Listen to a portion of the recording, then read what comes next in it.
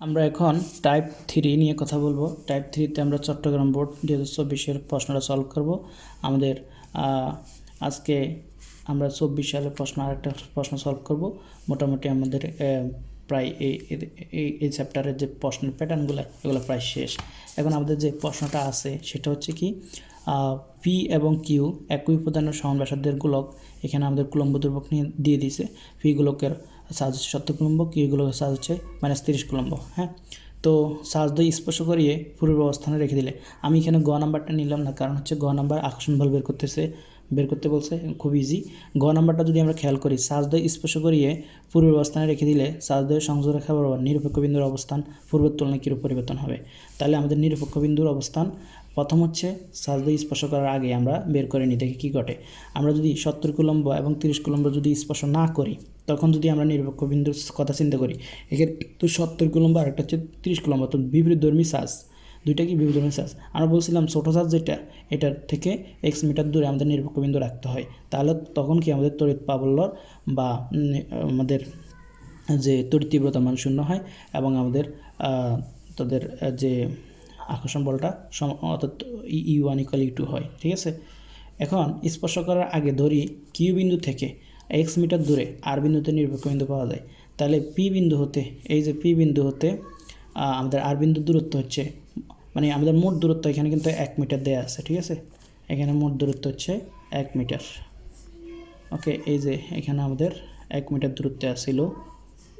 ওকে, এখন আমাদের স্পর্শ করার আগে কিউ বিন্দু হতে x মিটার দূরে যদি আমি এটা রাখি, ঠিক আছে, তাহলে এটা যদি 1 মিটার হয়, এখান থেকে এখানে দূরত্ব করা আরও x, তাহলে কত, পি বিন্দু থেকে আর বিন্দু দূরত্ব হচ্ছে 1 + x মিটার। ঠিক আছে, আর এখানে কিউ থেকে আর বিন্দু দূরত্ব হচ্ছে x মিটার।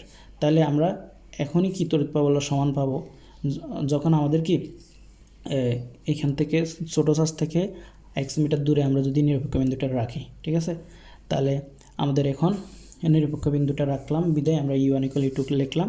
এখন E1 মানে কত, k × Q/RP², এই যে P। তাহলে আমাদের এখানে E2 কত, k × Q2/RQ²। এখন RQ² এর ভ্যালু কত, x²। আর এখানে ভ্যালু কত, এখানে মোট এখান থেকে পর্যন্ত দূরত্ব 1, আরও যদি আমরা আর পর্যন্ত তাই তাহলে 1 + x। ঠিক আছে, তাহলে এখানে হবে 70/1 + x, আর এখানে হবে 30/x²। তাহলে স্পর্শ করার আগে আমরা কি x, অর্থাৎ এখানে x এর মানটা বের করতে যাচ্ছি। তাহলে এখানে 70টাকে যদি আমরা ওই পাশে নিয়ে যাই, x² যদি আগে নিয়ে আসি, তাহলে আমরা আগের মতো ঠিক একইভাবে এখানে x এর মানটা বের করে নিলাম। তাহলে এখানে মোটামুটি ক্যালকুলেট করলে করা আছে, আমি দেখাই দিচ্ছি। হ্যাঁ, যে x এর মানটা আসলো 1.89। তাহলে আমরা বলতে পারি যে স্পর্শ করানোর আগে কিউ বিন্দু হতে যে নিরপেক্ষ বিন্দুটারে, এই যে কিউ বিন্দু হতে নিরপেক্ষ বিন্দুটারে 1.89 মিটার দূরে রাখলে আমাদের কি তড়িৎ প্রাবল্য মান 0 হবে বা তড়িৎ তীব্রতার মান 0 হবে। ঠিক আছে, তাহলে নিরপেক্ষ বিন্দু পাওয়া যাবে, আর এখান থেকে কত, 1.89 মিটার দূরে। এখন আমরা মনে রাখা দরকার, স্পর্শ করানোর পর আমরা জানি কি, যখন আমি গোলক দুটার স্পর্শ করব তখন কিন্তু আমাদের বিভব সমান হয়ে যায়, এটা মাথায় রাখতে হবে। তো এখন এই অবস্থায় যখন বিভব সমান হয়ে যায়, তখন আমাদের মোট চার্জ পরিমাণ কী হবে, আমরা যদি কিউপি এবং কিউ মানে এই গোলক এবং এই গোলকের চার্জ দুটো একত্র হয়ে যাবে। তাহলে একটা হচ্ছে 70 কুলম্ব, আরেকটা হচ্ছে কত আমাদের 30 কুলম্ব। এখন আমরা যদি দুইটা চার্জ যোগ করি, তাহলে আমরা মোটামুটি 40 কুলম্ব পাবো। তাহলে আমরা বলছিলাম স্পর্শ করার পর বিভব সেম হয়ে যায়, তাহলে বিপি = কি বিকিউ হবে। তাহলে আমরা এখান থেকে লিখতে পারি k × Qp/RP = k × Qq/R। তো আমাদের RP = RQ = R, কারণ কি, এখানে বলা হয়েছে যে একই উপাদানের সমান ব্যাসার্ধের বলছে, এজন্য ব্যাসার্ধ দুইটা কি সেম। ঠিক আছে, তাহলে আমরা এখান থেকে R1 পাইলাম। এই যে আমাদের বিপি = বিকিউ, আমরা k × Qp/RP দিলাম। RP = RQ, যে একই ব্যাসার্ধের বেলায় আমরা দুইটা আর কি সেম লিখলাম। তাহলে আমাদের এখানে মোটামুটি কেউ কাটাকাটি চলে যাবে, RP কাটাকাটি চলে যাবে। তাহলে QP = QQ হবে, অর্থাৎ আমাদের চার্জ দুইটা সমান হবে। তাহলে চার্জ দুইটা কত আসলো, QP QQ হচ্ছে আমাদের মোট চার্জের পরিমাণ কত, 40 কুলম্ব। 40 কুলম্ব যদি 2 দ্বারা ভাগ দিই আমরা 20 কুলম্ব পাবো। ঠিক আছে, তাহলে আমরা খেয়াল করি এখানে এখন পি বিন্দুর চার্জের পরিমাণ কি 20 কুলম্ব হবে, কিউ বিন্দুর চার্জের পরিমাণও 20 কুলম্ব হবে।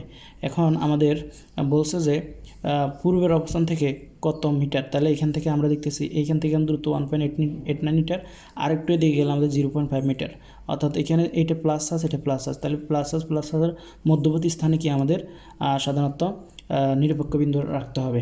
এটা হচ্ছে স্পর্শ করার পর, তাহলে পূর্বের অবস্থান থেকে এখানে তো 2 কুলম্ব, তাই না, সরি 20 কুলম্ব, এটা 20 কুলম্ব, তাহলে দুইটা চার্জ সমান, তাহলে আমরা মধ্যবর্তী স্থানে কি আমাদের নিরপেক্ষ বিন্দুটা রাখবো। ঠিক আছে, তো এখন পূর্বের অবস্থান ছিল 1.8 মিটার, এখন যদি এই দুইটার মধ্যবর্তী এইখান থেকে আমরা জানি এইখান থেকে দূরত্ব হচ্ছে 1 মিটার, তাহলে যদি আমরা অর্ধেক করে ফেলি 0.5 মিটার, তাহলে 1.89 যোগ কত 0.9, তাহলে 8 থেকে মোটামুটি 2.39 মিটার দূরে পিছনে আমাদের নিরপেক্ষ বিন্দুর অবস্থান পাবো। ঠিক আছে, এই হলো আমাদের উত্তর। এখন যদি আমরা সিলেট বোর্ড 2020 সালের প্রশ্নটাতে চলে আসি, আমাদের সিলেট বোর্ড 2020 সালে দুইটা গোলক ছিল, গোলকের ব্যাসার্ধ দিয়ে আছে 3 সেন্টিমিটার, ব্যাসার্ধ 4 সেন্টিমিটার। এখন এখানে 10 কুলম্ব চার্জ দিয়ে দিচ্ছে, এখানে 30 কুলম্ব, এখান থেকে এখানে মধ্যবর্তী দূরত্ব হচ্ছে 4 মিটার, তবে এখান থেকে শুরু হয় নাই। ঠিক আছে, প্রত্যেকটা অঙ্ক দেখছে এখান থেকে শুরু হয়েছে ব্যাসার্ধ, কিন্তু এখনও শুরু হয়েছে এই পাশ থেকে। ঠিক আছে, এই পাশ থেকে। তো আমরা বলছি এই বস্তুতে কতটি ইলেকট্রন আছে, তাই না, কোন বস্তুতে, এই বস্তুতে, এই গোলকে। ঠিক আছে, এই গোলকে কতটি ইলেকট্রন আছে, তো আমরা এই বস্তুতে ধরি ইলেকট্রন n সংখ্যক আছে, আমরা জানি Qn = Ne, অর্থাৎ এখানে এই চার্জের পরিমাণ হচ্ছে 10 কুলম্ব, আর আমাদের n হচ্ছে ইলেকট্রন সংখ্যা, আর একটা ইলেকট্রনের চার্জ হচ্ছে 1.6 গুণ 10⁻৯ কুলম্ব, তাহলে n সংখ্যক ইলেকট্রনের চার্জ হবে n গুণ -1.6 গুণ 10⁻৯ কুলম্ব, তাহলে এখান থেকে n এর মান বাইর করলাম, n এর মান আসলে কত 2.25 গুণ 10⁻19টি আমাদের কি আছে, আমাদের ইলেকট্রন আছে। এরপর বলছে এ ও বি গোলককে স্পর্শ করিয়ে যথাস্থানে, এখন হচ্ছে যেটা আমরা যে ট্যাপ নিয়ে কথা বলছি সেটা হচ্ছে স্পর্শ করানোর আগে এবং স্পর্শ করানোর পরের অবস্থা কীরকম হবে। তাহলে এই দুইটা গোলকের যদি স্পর্শ করিয়ে যথাস্থানে রেখে দিলে এদের মধ্যকার বলের কী পরিবর্তন হবে, তাহলে আমরা খেয়াল করি এই বস্তুটাকে যদি আমরা স্পর্শ করার আগে চিন্তা করি, তখন আমাদের এখানে এই বস্তুটার মধ্যে 10 কুলম্ব চার্জ আছে, এর মধ্যে 31 কুলম্ব চার্জ। ঠিক আছে, তো এদের মধ্যবর্তী প্রত্যেকটা গোলকের যে ব্যাসার্ধ আছে এটাকে আমরা কি সেন্টিমিটার থেকে মিটার করে নিলাম। তাহলে এখন প্রথম এই দুইটা গোলকের স্পর্শ করার আগে আমরা আকর্ষণ বলটা বের করব। তাহলে কিউ ইকুয়াল -10 কুলম্ব ছিল, কিউ টু ইকুয়াল 31 কুলম্ব ছিল। এখন আমরা ব্যাসার্ধটা খুব ভালোভাবে বের করব, ব্যাসার্ধটা ভুল হয় সাধারণত। ব্যাসার্ধ আমরা চিন্তা করব যে এইখান থেকে এখানে দূরত্ব কত, 3 সেন্টিমিটার না, তো 3 সেন্টিমিটার আমরা কত পেলাম 0.03 মিটার পাইলাম, আর এখান থেকে এখানে দূরত্ব কত পেলাম 4 সেন্টিমিটার না, তাহলে 0.04, তাহলে এই 0.04 4 মিটার এবং 0.03 যোগ হবে মোট, মানে এখান থেকে এই পর্যন্ত কাউন্ট হিসাব করব। ঠিক আছে, ব্যাসার্ধ এখান থেকে এই পর্যন্ত ব্যাসার্ধ হিসাব করব, তাহলে আমরা মোট ব্যাসার্ধ পাবো। আমরা পেলাম মোট ব্যাসার্ধ হচ্ছে 4.0407 মিটার। এখন আমরা যদি আকর্ষণ বল বের করি, আমরা এখানে ব্যাসার্ধ বের মানে আর মান বসাবো 4. আর হচ্ছে দূরত্ব, দুইটি গোলকের মধ্যবর্তী দূরত্ব 4.07 হোল স্কয়ার, আর এখানে প্রথম গোলকের চার্জ হচ্ছে 10 কুলম্ব 31 কুলম্ব। আকর্ষণ বল বের করার সময় আমরা এখানে চার্জ কি নেগেটিভ না পজিটিভ বসানোর দরকার নাই, আমরা কিন্তু উত্তরে বলে দিলে চলবে। তাহলে উত্তরে আমরা দেখতেছি আমাদের আমরা তো প্লাস মাইনাস পাইছি, তার মানে কি এটা অবশ্যই আকর্ষণ বল, তাই না, প্লাস মাইনাস হলে কি আকর্ষণ বল পাবো। এরপর স্পর্শ করার পর মোট চার্জ কত হবে, আমরা জানি প্রথম চার্জের পরিমাণ হচ্ছে Q1 = এত, আর দ্বিতীয় চার্জের পরিমাণ এত 21 কুলম্ব। ঠিক আছে, এখন আমরা বলছি চার্জ যখন গোলক দিয়ে স্পর্শ করা হয় তখন বিভব সমান হয়ে যায়, তাহলে আমরা লিখতে পারি V1 = V2, তাহলে প্রথম গোলকের বিভব K × Q1/R1 হবে, দ্বিতীয় গোলকের বিভব K × Q2/R2 হবে। তাহলে এখানে কে কাটা গেল, Q1/R1 = Q2/R2। এখন আমাদের Q1 আগের অঙ্কে কিন্তু আমাদের ব্যাসার্ধ একই ছিল, এখন কিন্তু ব্যাসার্ধ ভিন্ন ভিন্ন। ঠিক আছে, তাহলে Q1/R1 হচ্ছে, আমরা এখানে Q2 নিচে নিয়ে আসলাম, কি R1/R2।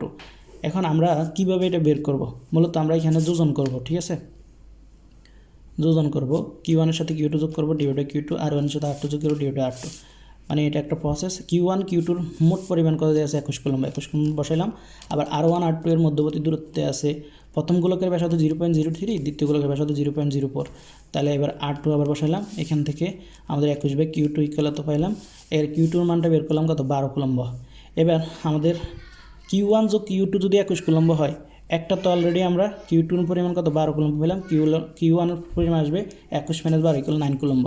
তাহলে আমরা দেখতেছি Q1 হচ্ছে 9 কুলম্ব আর Q2 হচ্ছে 12 কুলম্ব, তাহলে 9 coulomb plus charge 12 coulomb plus charge. ঠিক আছে, এখন আমাদের প্রশ্নটা হচ্ছে এ ও বিগুলোকে স্পর্শ করিয়ে যথাস্থানে রেখে দিলে মধ্যকার বল কী রূপ প্রতিপাদন করতে হবে। তাহলে আমরা স্পর্শ করানোর আগে একবার বল বের করছি এবং স্পর্শ করিয়ে তারপর কি বল বের করতেছি। স্পর্শ করানোর আগে আমরা বল পেলাম এটা, ঠিক আছে, F1 ইকুয়াল এত।